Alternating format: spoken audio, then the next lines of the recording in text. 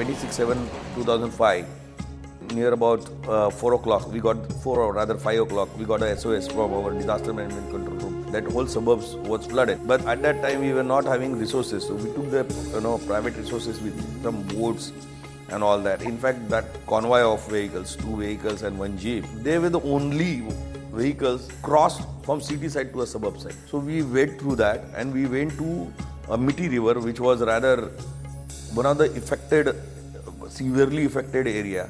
We deployed our manpower there, and at one single night we rescued more than 3,000 people. It rained more than 900 mm on one day. So that means more than 40%, about 40% of the rainfall of the year, 35% took place on a single day. So no city will be able to take 1/3 of the year's rainfall in a single day. The drains are it is impossible that drains will be constructed so huge to take 1/3 of the annual rainfall. So that is why it flooded. That was an exceptional year. Natural disaster में flooding कभी हो सकता है मुंबई में कभी भी, उसके लिए हमने हर वार्ड में इस तरह के डिज़ास्टर सेल बिठाए हैं, तो जो हमारे मेन सेंटर से जुड़े हुए हैं। तो कहाँ पे फ्लडिंग हुआ है, कहाँ पे कितना बारिश हुआ है, इसके लिए भी हमने यंत्र बिठाए हैं। This is the automatic weather station system. All sensors we are installing in the top of the terrace, just like temperature, humidity, wind directions, wind speed, and barometric pressure, including the rainfall. So it records the data in every 15 minutes. We get 15 minutes feedback from each of the ward offices what is happening there. So that is collected in our central control room, and usually all the concerned agencies are informed of these well in advance to take care. So any kind of things happens, it reports over there, and immediately first response comes with the fire brigade and also with the manpower.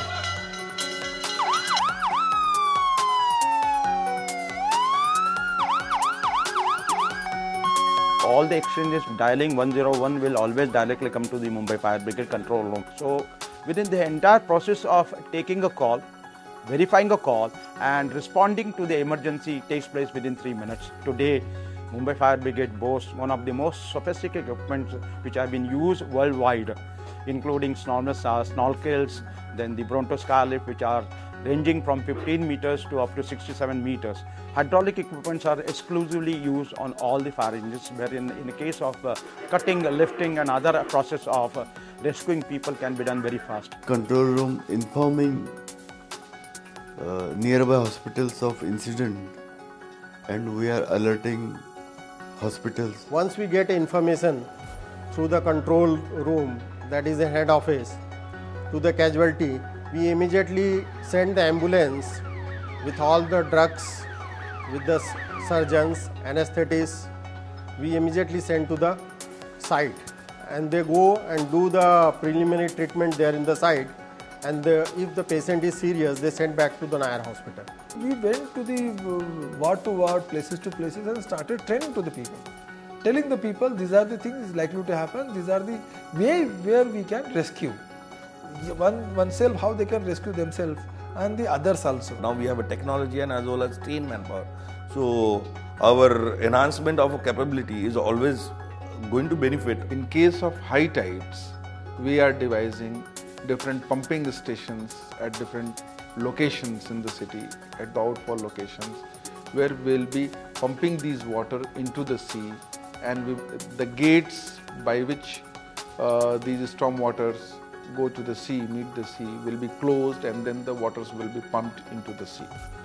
So this system may take care of a situation which happens once in 10 years of rainfall in Mumbai. Corporation, we have installed a SAP, the managerial system, resource management system, through which we could assemble the resources and dissipate the resources, use it.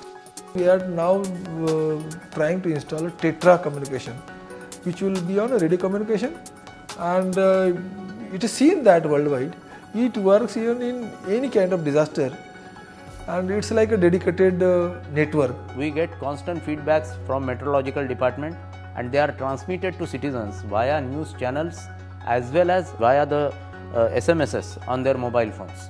So this system worked fairly well in the last 3 years. In addition, I usually go on the TV and inform the public about the precautions to be taken and about the actual things that are taking place.